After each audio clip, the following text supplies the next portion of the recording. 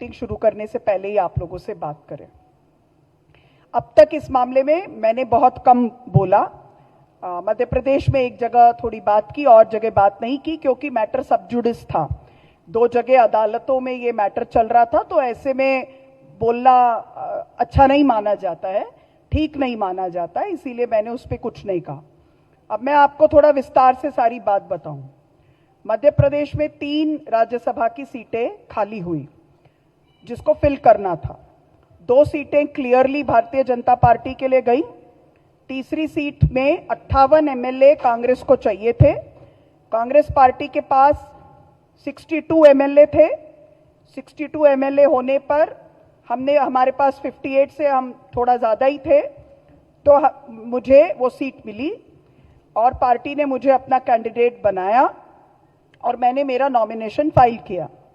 BJP के पास required 58 से 10 seats कम थी, उनके पास मात्र 48 एमएलएस थे, लेकिन उसके बावजूद भी उन्होंने फाइल किया 3rd नॉमिनेशन।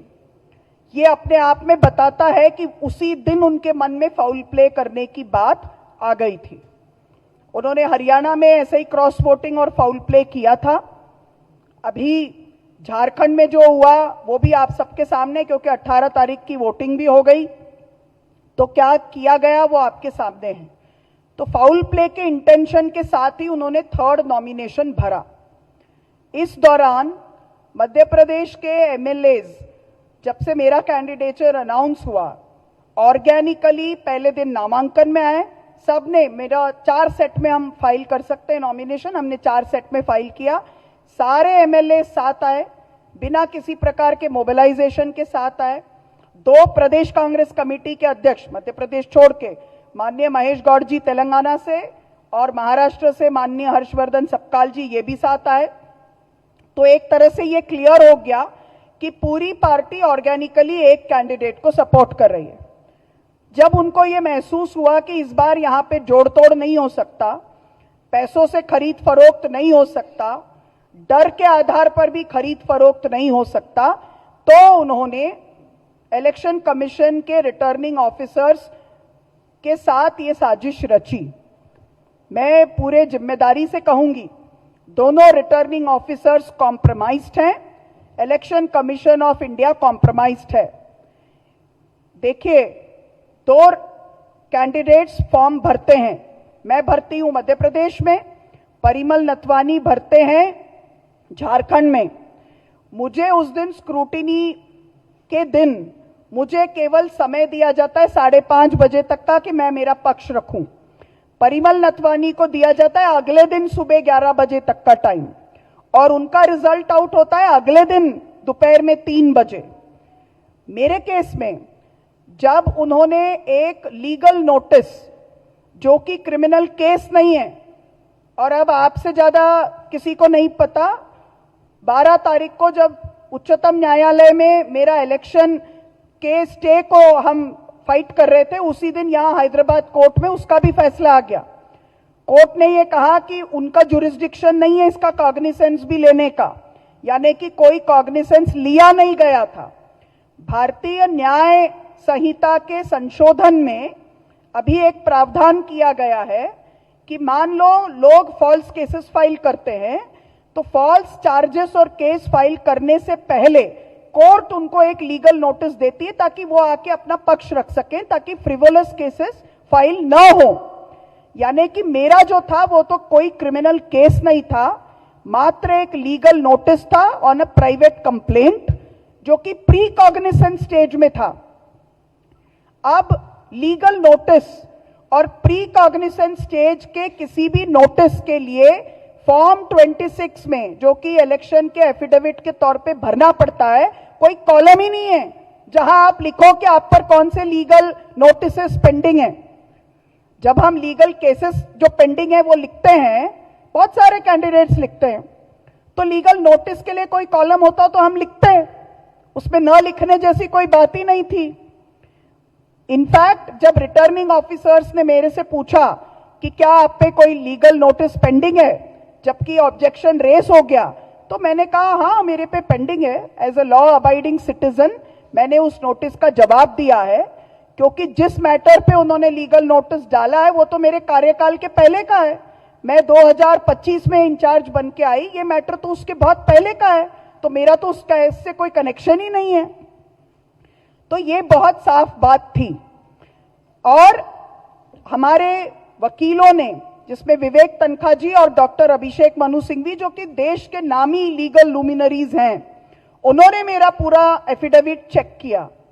उन्होंने ये कहा कि फॉर्म 26 में कोई जगह नहीं है, और इलेक्शन कमीशन के हैंडबुक 2023 में स्पष्ट ये कहा गया है कि रिटर्निंग ऑफिसर्स के पास इतना समय नहीं होता, इतनी जानकारी नहीं होती कि आधे घंटे में वो स्क्रूटिनाइज करके बोले कि केस सही है या नहीं। उसके लिए तो कोर्ट ऑफ लॉ है। जीतने के बाद आप इलेक्शन पिटीशन फाइल कर सकते हो कि इन्होंने झूठा हलफनामा दिया, अगर दिया है तो किसी का भी नामांकन रिजेक्ट कर ही नहीं सकते। तो 2023 के मैनुअल के हिसाब से वो झारखंड के परिमल नथवानी को रिजेक्ट नहीं करते, और मेरे ऊपर 2016 का रूल बुक लागू करते हैं, और जो केस का कॉग्निसेंस ही नहीं हुआ उसके लिए ऑर्डर में, डिसीजन में लिखते हैं कि कॉग्निसेंस लिया हुआ केस है और इसलिए हम इसको खारिज करते हैं। ये अपने आप में दिखाता है कि election commission of India compromised है। एक बात। दूसरी बात, वेल विद इन टाइम, क्योंकि अगले दिन ये मेरा नामांकन खारिज हुआ 9 तारीख की शाम को 6 बजे। अगले दिन 3 बजे तक स्क्रूटिनी का टाइम था, that is on the 10th। We went to the election commission of India. Doctor Abhishek Manu Singhvi ji was, and he is also Rajya Sabha MP from Telangana, he was kind enough to directly drive from airport to the election commission, मतलब वो London में थे। he came back for just this, to plead this case। वो और विवेक तनखा जी, रणदीप सुरजेवाला जी और हमारा एक high level delegation, हम सब इलेक्शन कमीशन ऑफ इंडिया 12 बजे गए। उस दिन इलेक्शन कमीशन ऑफ इंडिया तो इनका अपीलेट अथॉरिटी है, नीचे के 2 रिटर्निंग ऑफिसर्स के ऊपर की एपेक्स बॉडी तो इलेक्शन कमीशन ऑफ इंडिया है। उस दिन दोपहर 3 बजे तक उनके पास टाइम था कि वो अपनी गलती एक्सेप्ट करते, सेट असाइड करते इस फैसले को। उन्होंने पूरा दिन टाइम वेस्ट किया जानबूझ के। It was a delay tactics. जब रात को 10 बजे तक भी ना उन्होंने एक्सेप्ट किया ना रिजेक्ट किया, फैसला ही नहीं दिया। जब रात को 10 बजे तक भी फैसला नहीं दिया तो हम लोगों ने रात के 1:30 बजे फाइलिंग किया माननीय सुप्रीम कोर्ट में। And the Honorable Supreme Court said that they cannot do the hearing on the 11th, which was coincidentally the last day of withdrawal, तो इसलिए उनको सर्टिफिकेट मिल गया। 12th को उन्होंने हियरिंग किया। They did not say कि ये सही है या नहीं, उन्होंने केवल टेक्निकलिटी पे कहा कि क्योंकि अब ये मामला सर्टिफिकेट दिया जा चुका है तो अब आपको इलेक्शन पिटीशन फाइल करना पड़ेगा, जो कि हम फाइल करने वाले हैं हाई कोर्ट मध्य प्रदेश में। सेम डे 12th को, अध्यक्ष जी जानते हैं, यहां वो केस की सुनवाई हुई जो कि एक लीगल नोटिस था, और जज ने कहा कि ये कोर्ट का तो जुरिस्डिक्शन ही नहीं है इसको कॉग्निसेंस लेने का। Exact words are these, this court does not have the jurisdiction to take cognizance of this matter. तो यानी कि कॉग्निसेंस पहले ही नहीं था, और रिटर्निंग ऑफिसर्स अपने डिसीजन में लिखते हैं कि कॉग्निसेंस लिया जा चुका था इसलिए ये केस है, और आपने क्रिमिनल केस छुपाया है। So this is the crux of the matter. And now about the aggrieved girl. महिला होने के नाते किसी भी दूसरी बहन के साथ कोई भी दुर्घटना होती है, मैं पूरी तरह से पीड़िता के साथ हूं, पहली बात, और पार्टी भी साथ है। लेकिन ये आरोप कि पार्टी ने उस पर कोई कार्रवाई नहीं की, ये बिल्कुल गलत है। जिस व्यक्ति के खिलाफ आरोप था वो पोस्ट में थे, उनका नाम इलेक्शन के सर्वे में नंबर 1 कैंडिडेट के तौर पे आया, लेकिन 2023 में जबकि we were struggling and every MLA seat counted to us, क्योंकि हमें भी सरकार बनानी थी and it was a risky situation, you all know about it, तो भी पार्टी ने डिसाइड किया कि नहीं, उनको टिकट हम डिनाई करेंगे क्योंकि ये तो बहुत सीरियस चार्जेस हैं। I am coming to that. So we denied him ticket number 1, जबकि एक एक सीट का संघर्ष था 23 में, तब तो नहीं पता था कि कंफर्टेबली सरकार आ रही है। This was before elections. Number two, he was a DCC president. Just on charges, even now the charges aren't proved, by the way.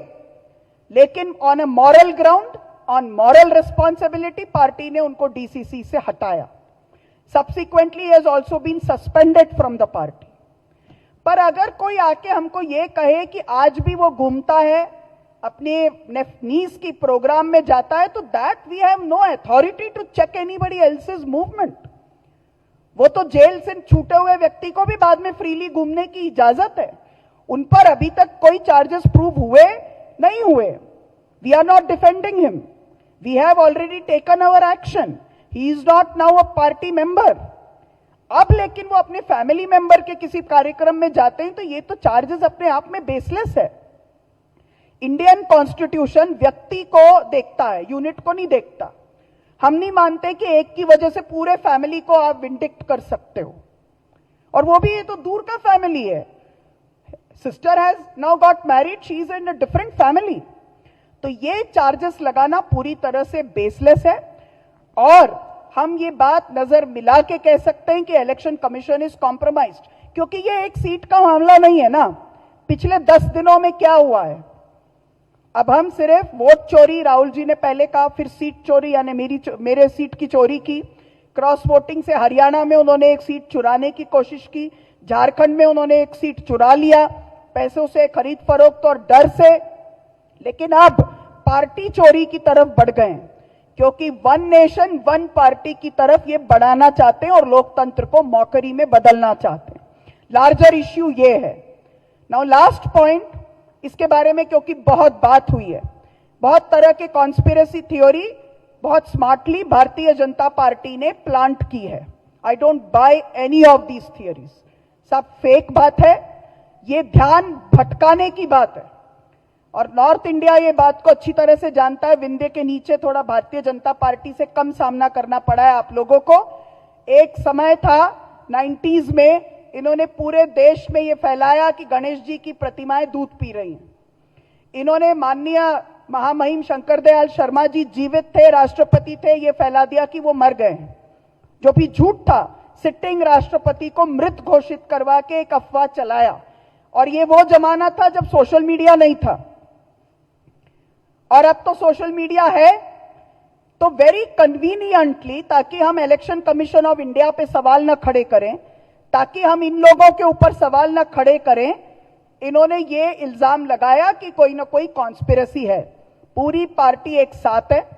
ये खरीद फरोख्त जरूर करते, मगर पार्टी को एकदम इतना साथ देखकर ही उन्होंने ये करने का तय किया.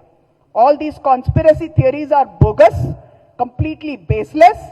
And let me tell you, the party had come together in a way which was unprecedented.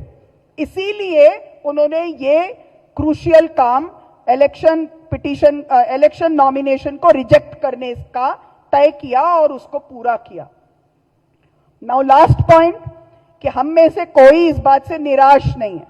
We are not disappointed, not for one moment, because इसने सारे लोगों के सामने एक्सपोज किया है कि इनका क्या कोलूजन है. अब आपको फाइनल बात बताती हूं. सुप्रीम कोर्ट में जिस दिन मेरे मामले की हियरिंग हुई, हमारा केस तो इलेक्शन कमीशन ऑफ इंडिया के खिलाफ था. तीनों कैंडिडेट्स का इलेक्शन अगर सेट असाइड होता तो होता, इसलिए उनके भी वकील लड़ रहे थे. Tushar Mehta was defending those 3 candidates. Election commission of India के भी एक वकील थे, नायडू साहब, जो उनको डिफेंड कर रहे थे. हमने स्टेट ऑफ मध्य प्रदेश के खिलाफ तो कोई एलिगेशन ही नहीं किया था, लेकिन स्टेट ऑफ मध्य प्रदेश को डिफेंड करने के लिए मुकुल रोहतगी साहब हायर किए गए और वो डिफेंड कर रहे थे. ये अपने आप में दिखाता है कि कैसा कोलूशन बिटवीन इलेक्शन कमीशन के रिटर्निंग ऑफिसर्स और स्टेट ऑफ मध्य प्रदेश था. So this is the long and short of it. आपको ये कहना चाहती हूं कि उसके बाद अपने आप से पूरे देश में सब जगह अलग अलग मूवमेंट्स हुए, अलग अलग लोगों ने डेमोक्रेसी के पक्ष में आकर खड़ा होना तय किया, और जो डेमोक्रेसी के नाम पे मखौल हो रहा है चुनाव में और बाद में, जो राहुल जी 2 साल से कह रहे थे, वो बात एकदम से लोगों के सामने क्लियर हुई और स्पष्ट हुई. और रोज लोगों को दिखाई दे रहा है कि किस तरह से हर भारत के संवैधानिक संस्था को इन्होंने कॉम्प्रोमाइज किया है. So this we are fighting against a गठबंधन जिसमें ये सारे कॉम्प्रोमाइज्ड इंस्टीट्यूशंस हैं अनफॉर्चुनेटली, जिनको कि हमारे कॉन्स्टिट्यूशनल फोरफादर्स ने चेक्स एंड बैलेंसेस के लिए बनाया, सारे कॉम्प्रोमाइज्ड हैं और ये प्रेजेंट सरकार कॉम्प्रोमाइज्ड है. यही हम कहना चाहते हैं. हम माननीय उच्चतम न्यायालय का धन्यवाद करते हैं कि जिन्होंने फैसला दिया और उन्होंने एक टेक्निकल ग्राउंड पे एक फैसला दिया. हम उसका सम्मान करते हैं और जो अदालती प्रक्रिया होगी उस प्रक्रिया का पालन करेंगे. 45 डेज के अंदर अंदर पिटीशन लगाना होता है, चैलेंज करना होता है और वो हम जरूर करेंगे. Thank you.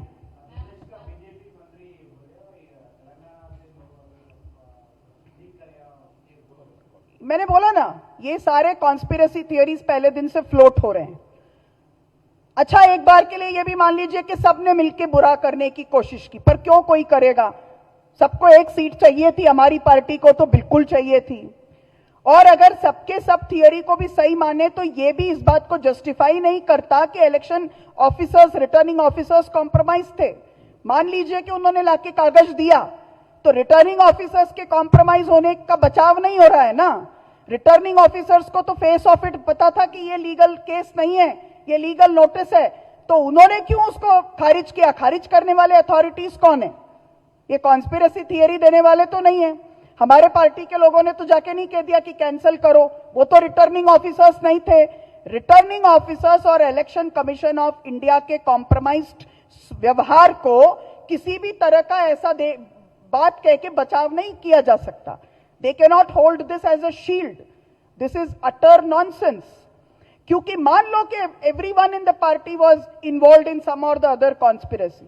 Even then what made those two returning officers take in a false charge and reject, जबकि उनका 2023 का रूल बुक कहता है कि ये वो कर ही नहीं सकते. That doesn't give them any protection. That is very very clear and there is no conspiracy involved in this. आजकल सोशल मीडिया का जमाना है, लीगल नोटिस कोई भी किसी को दे सकता है. बट जब वो दोनों उधर रिटर्निंग ऑफिसर बन के बैठे थे तो उनका काम था कि इसको समझते तो सही कि ये क्या है, ये केस है कि नहीं है. तो दो बात निकलती है, या तो वो बहुत ही नाइव हैं जिनको कुछ प्रक्रिया ही समझ में नहीं आती, तो that means they are very incompetent, और it means that they are compromised. There can be nothing in between these two. Either they are incompetent और they are completely compromised. And I think that it is the latter, क्योंकि वो नजर नहीं मिला पाए. They were knowing fully well that they are giving a wrong decision, but they were completely compromised. And there was a threatening presence of a Madhya Pradesh senior BJP leader inside the room, whereas हमारे ex chief minister, हमारे PCC president किसी को अंदर आने नहीं दे रहे थे. उनको अंदर आने कैसे दिया? उनके अंदर आते ही collector and commissioner had no business at all in a Rajya Sabha nomination. Lok Sabha में होता है कलेक्टर का काम.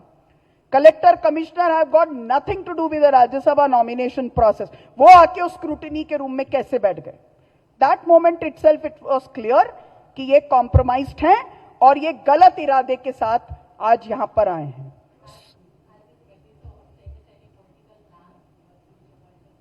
No, we are nothing has changed. What has but changed, and quite rightly so, that the rank and file of the Congress party now understands the legitimacy of what Rahul ji used to say all this while, कि these institutions are compromised. So Congress is not fighting against fascist forces alone, I mean the present BJP government, but it is also fighting against a collusion of ED, CBI, RBI, Election Commission, all of these forces put together. We are in an all-out fight. नहीं, ऐसी कोई बात नहीं है. And why should they? We are not here for bartering one seat here and there. This is not correct. I for one would never ever appreciate it. मैं मध्य प्रदेश की हूं, मेरी पॉलिटिक्स मध्य प्रदेश की है, मेरा पूरा हक है कि मैं मध्य प्रदेश को रिप्रेजेंट करूं और मैं इलेक्शन पिटीशन में जाके वो करूंगी. तेलंगाना में किसी को रिजाइन करवाना या कहीं से किसी को रिजाइन करवा के उनके हक को लेना, ये हमारा कोई मॉडल नहीं है. हाँ, राज्यसभा का सांसद कहीं से भी हो सकता है. That is true. That is because of the constitution. But we are not here to cut short anybody else's tenure, because they are also equally important for us and for us in this fight. Telangana justifiably पहला preference हम तेलंगाना को देंगे. Exception कहां होता है? जैसे doctor Manmohan Singh के लिए एक्सेप्शन था, because he was one person जिनकी जरूरत पूरे देश को है. एक्सेप्शन किसको होगा? डॉक्टर सिंघवी के लिए होगा. He is a legal luminary. वो लोकसभा नहीं लड़े, उनको पूरे देश के कॉन्स्टिट्यूशनल हक के लिए लड़ने की जरूरत है, इसलिए उनके लिए एक्सेप्शन हुआ. मैं तो उनमें से हूं जो लोकसभा लड़के आई हूं 3 बार, तो मेरे पास तो वो ऑप्शन हमेशा जिंदा है कि मैं लोगों के बीच जाऊं और अपने लिए एक मैंडेट लेके आऊं. और वैसे भी एक जनतंत्र में सर्वोच्च अदालत अगर कुछ होती है तो लोगों की होती है, और लोगों की अदालत आज जान रही है कि झूठ कौन बोल रहा है और सच किसके साथ. या victim can say anything. I would not like to comment upon that. She can say whatever she wants to say. As far as we are concerned, we have always taken a public stand against any kind of gender injustice. Number one. Number two, there is no conspiracy. And I am again reiterating that even if chalo everybody was against me and all hell broke loose, but then what made those 2 returning officers compromise? Decision was given by them, not our party. और party में conspiracy की क्या जरूरत है? उनको क्या फर्क पड़ रहा है एक राज्यसभा की सीट से? पार्टी तो wanted desperately that Rajya Sabha seat. And conspiracy can be clearly seen. उनके पास 48 सीट्स है, 10 short of the required number, and then still they are filing a third nomination. That is conspiracy. That is subverting democracy. That is very clear. At least आप सब पढ़े लिखे लोग हैं, आप सब 4th पिलर हैं लोकतंत्र का, आप सब पढ़े लिखे लोग हैं. At least you must realise this कि when there is 10 numbers short, even then they are filing something, and we are not calling that as conspiracy, and we are calling something else as a conspiracy. है ना? Thank you.